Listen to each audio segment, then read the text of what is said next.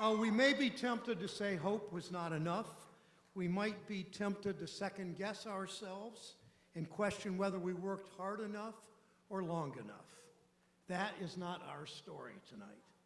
We believe that all work has dignity. We always will. We believe in the power of people over corporate special interests.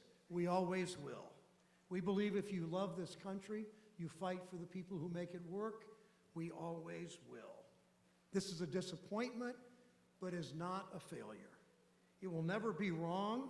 It will never be wrong to fight for organized labor. It will never be wrong to fight for the freedom of women to make their health care decisions. It surely will never be wrong. It surely will never be wrong to fight for civil rights and human rights.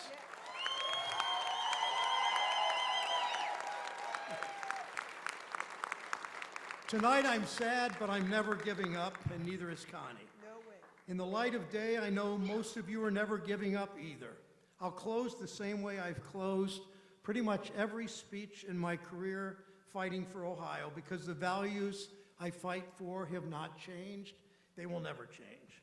On my lapel, I wear this pin, depicting a canary in her birdcage. You might have heard this before. It was given to me decades ago by a steel worker at a Workers' Memorial Day rally in Lorraine. You know the story. At the turn of the century, coal miners took the canary down in the mines with them to warn them of poisonous gas. The mine worker in those days knew he didn't have a union strong enough or a government that cared enough to look out for him. He was on his own. Over the last century and a half, we have done so much to change that. All of those fights required going up against powerful special interests.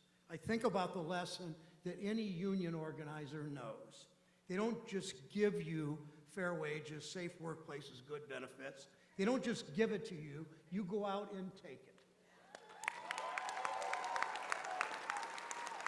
That's how progress is always worked in this country.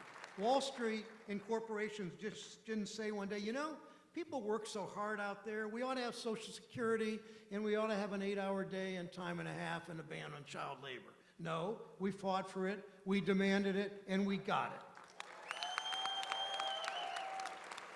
And the big insurance companies just didn't all of a sudden say, you know, a lot of people are sick. We ought to provide seniors health care. No, we fought for it, we demanded, and we got Medicare.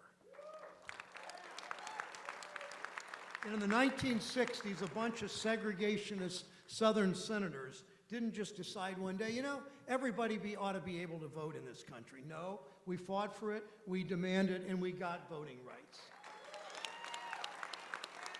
And then last year, politicians didn't all of a sudden say, you know, we really ought to stop interfering in women's personal health care decisions. Of course not. We fought for abortion rights in Ohio, we demanded it, and we got it.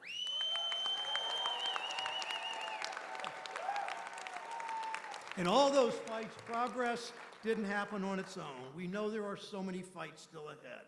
When I first came to the Senate, like all new senators, they gave me one of those really expensive, fancy pieces of jewelry. You could kind of walk around, and I'm a senator, I'm a big deal. I wore it for a couple days, but it just didn't feel right, so I took it off and I put my canary pin back on. And I've worn that canary pin every day since. So tonight, nothing changes. I don't take off this pin. I'm not giving up on our fight for workers, and I know you won't either. Thank you.